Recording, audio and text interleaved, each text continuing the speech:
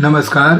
आता आपण पाहणार आहात ब्रह्मा विष्णू आणि महेश कोण होते. ब्रह्मदेवाचे भारतात फक्त एकच मंदिर का आहे? रहस्य उघड.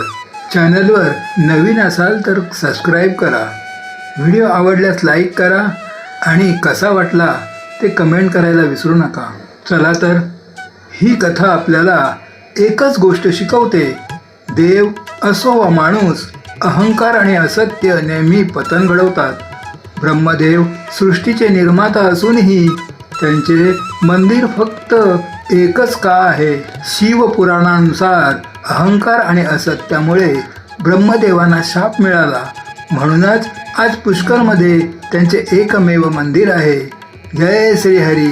हरिओम मित्रांनो, आता आपण हिंदू धर्मातील सर्वोच्च देवता ब्रह्मा विष्णू आणि महेश यांच्याबद्दल माहिती घेणार आहोत. तसेच संपूर्ण भारतात भगवान ब्रह्मदेवाचे फक्त एकच मंदिर का आहे यामागील रंजक कारणही आपण जाणून घेणार आहोत. आराध्य या शब्दाचा अर्थ आहे ज्याची भक्तिभावाने पूजा केली जाते. हिंदू धर्मात अनेक देवी देवतांना आराध्य मानले जाते. आपल्या प्राचीन धर्मग्रंथामध्ये ब्रह्मदेव, भगवान विष्णू, भगवान शंकर, श्री गणेश, श्री हनुमान, यम, धर्मराज, देवी सरस्वती, देवी लक्ष्मी आणि देवी पार्वती अशा अनेक देवतांचा गौरवपूर्ण उल्लेख आढळतो. तसेच हिंदू संस्कृतीत निसर्गातील घटकांनाही देवत्व बहाल करण्यात आले आहे. उदाहरणार्थ, वायूला वायुदेव, जलाला वरुणदेव, अग्नीला अग्निदेव आणि भूमीला धरती माता मानले जाते. यावरून स्पष्ट होते की हिंदू धर्मात निसर्ग आणि ईश्वराचे अतूट नाते आहे. हिंदू धर्माचा पाया जगातील सर्व धर्माच्या तुलनेत हिंदू धर्म हा अत्यंत प्राचीन मानला जातो. या धर्मात प्रस्थापित केलेले नियम प्रामुख्याने मानवी कल्याण आणि समाजाच्या सर्वांगीण प्रगतीसाठी आहेत. हिंदू धर्माची मुळे खूप खोलवर रुजलेली असून त्यांचा वैचारिक आणि धार्मिक आधार अत्यंत भक्कम आहे. देवतांची वैशिष्ट्य.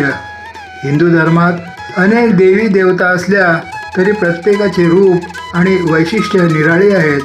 त्यांची वस्त्रे, शस्त्रे, निवासस्थान, वाहन आणि विश्वातील त्यांची भूमिका यात विविधता आढळते.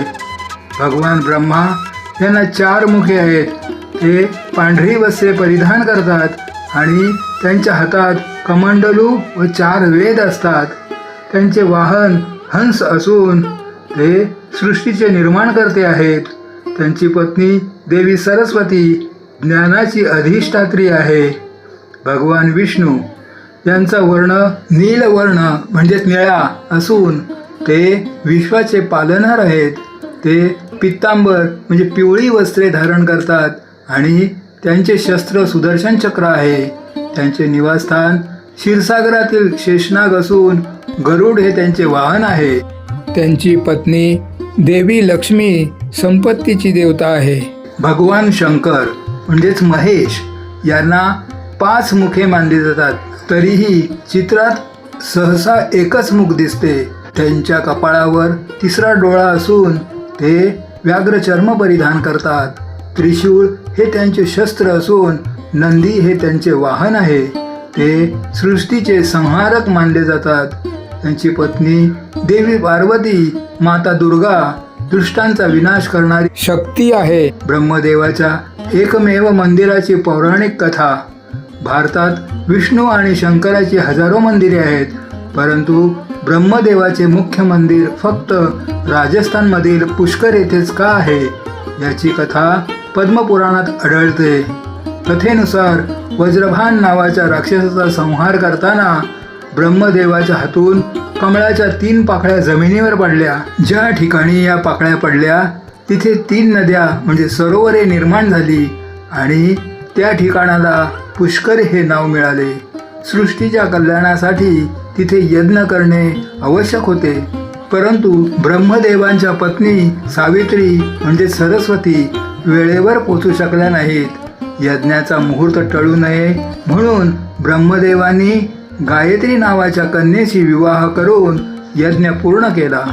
जेव्हा सावित्री तिथे पोचल्या तेव्हा दुसऱ्या स्त्रीला ब्रह्मदेवाच्या शेजारी बसलेले पाहून त्या अत्यंत क्रोधित झाल्या.